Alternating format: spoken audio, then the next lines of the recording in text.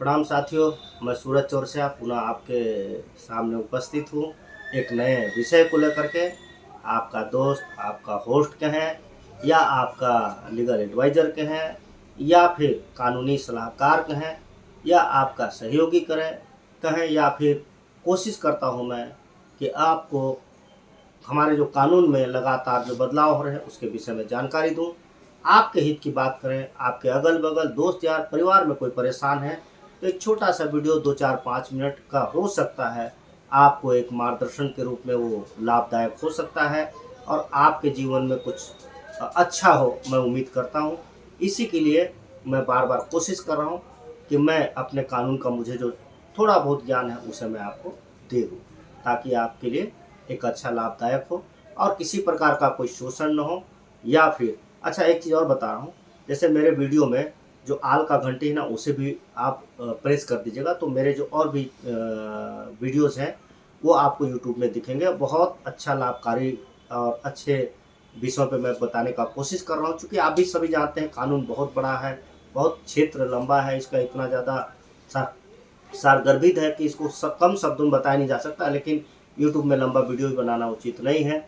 समय पड़ेगा तो मैं ज़रूर बनाऊंगा, लेकिन फिलहाल अभी 2 4 5 10 मिनट में चलिए पुनः मैं नमस्कार कर रहा हूँ। आज का विषय ये है कि आपको अगर लगता है कि आप सरकारी ज़मीन में कब्जा कर लिए हैं और कब्जा के बाद आपको पट्टा नहीं मिल रहा है, परेशान है, तो आप ये भी जानते हैं कि सरकारी ज़मीन में कब्जा करना, सरकार कभी भी आपको बेदखल कर दे सकती है, दुकान मकान कभी तोड़ सकते हैं। ये चीज़ तो आप सभी जानते हैं। तो चलिए आज मैं थोड़ा सा आपको पॉइंट देता हूँ और थोड़ी सी ऐसे कुछ बातों को मैं बताने का प्रयास करता हूँ।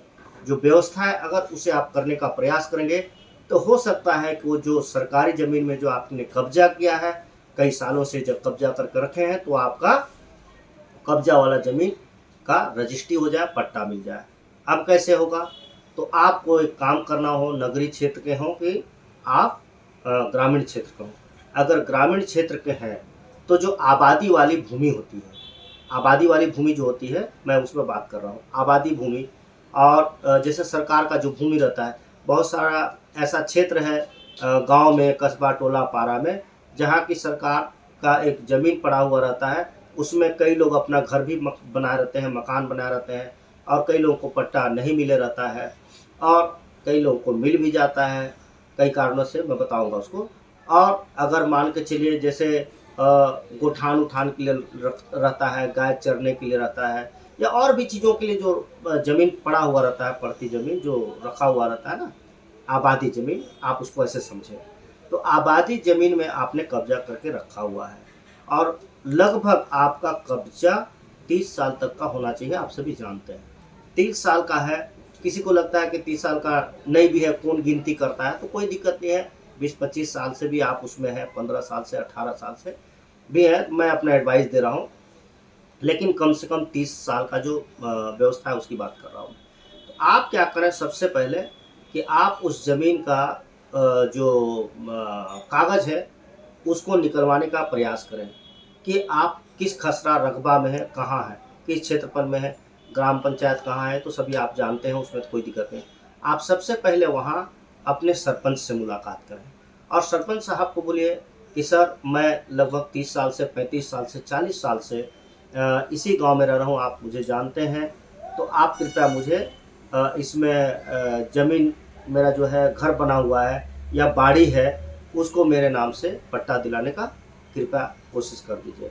तो अब वो क्या करेगा कि वो जो है आपका लिखित लिखेगा, लिख करके देखेगा कि हाँ ये 30 साल से, 35 साल से, जितने भी साल से आप कब्जा करके रखे हैं, तो क्या करेगा कि फिर एक जो गांव में आप जानते हैं पंचायत में जो दिया गया उनको अधिकार है, तो ग्राम सभा में वो जाएंगे। ग्राम सभा में आपका नाम रहेगा, आपके 2 3 जो पहचान के हैं उनको गवाही के रूप में आप बना लीजिए और उनको बोलिए, ग्राम सभा में वो जा करके प्रस्ताव पारित कर देंगे कि हाँ फला फला अमुक व्यक्ति विगत 30 सालों से, 35 साल से, जितना भी आप हैं, लंबे समय से ये उक्त जमीन में कब्जा करके रखा हुआ है, परिवार सहित रह रहा है, खेती का काम कर रहा है या जो भी कर रहे हैं, वो चीज़ करेंगे, प्रस्ताव पारित कर देंगे। उसके बाद में अगर ज़रूरत पड़े तो अगर वो मांगते हैं तो 2 गवाहों का शपथ दे दीजिए, जो वो साफ बताए आपको कि हाँ ये वास्तव में इतने साल से कब्जा करके परिवार सहित कमा खा करके रह रहे हैं। तो आपका प्रस्ताव हो जाएगा। उसके बाद आप क्या करेंगे, पटवारी है, पटवारी साहब से मिलेंगे। पटवारी साहब को बोलेंगे कि सर मेरा इस ज़मीन में मैं इतने साल से कब्जा किया हूँ, आप कम से कम अपने जो रिकॉर्ड है उसमें लिख दीजिए कि कब्जा करके रखा है। वो पटवारी साहब को आप लोग, चूँकि देखिए बहुत सारा चीज़ है, मैं ज़्यादा नहीं बोलूँगा। आप तो थोड़ा सा तंत्र व्यवस्था भ्रष्ट भी है, पैसा भी लेते हैं, तो कई बार कुछ आप जानते हैं, मैं ज़्यादा इस पर टिप्पणी नहीं करूँगा। इन के प्रकार आपको अगर उस ज़मीन में अपना कब्जा लेना है तो कुछ न कुछ तो आपको करना पड़ेगा। तो आप पटवारी साहब को बोले, वो आएंगे, देखेंगे कि हाँ रकबा खसरा क्या है, वो तो पता चल जाएगा। आपका सरपंच साहब भी पता कर लेंगे या उनको बता दीजिएगा। पटवारी साहब फिर उस रकबा खसरा में आपका ये लिख देंगे कि हाँ विगत इतने साल से कब्जा है, या कब्जाधारी लिख देंगे, या कब्जेदार, कुछ भी लिख देंगे। वो लिखने के बाद में हो गया, फिर सरपंच आपका काम कर देगा। उसका सचिव साहब है, सचिव साहब से मिलिए वहाँ के।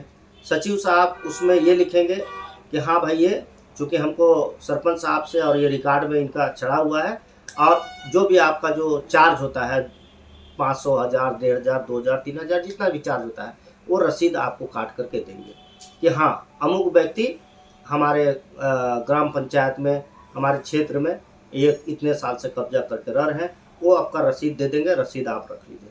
रसीद रखने के बाद में फिर आप जो है ना पूरा डॉक्यूमेंट जो सरपंच साहब दिए हैं, पटवारी साहब जो लिख करके दे दिए हैं, या अपने रिकॉर्ड में उससे फोटोकॉपी ले लीजिए। उसके बाद में सचिव साहब दिए हैं, उससे आप ले लीजिए, जो आपका रसीद है वो काट देगा वो। उसके बाद में आप फिर आ जाए तहसीलदार कोर्ट में।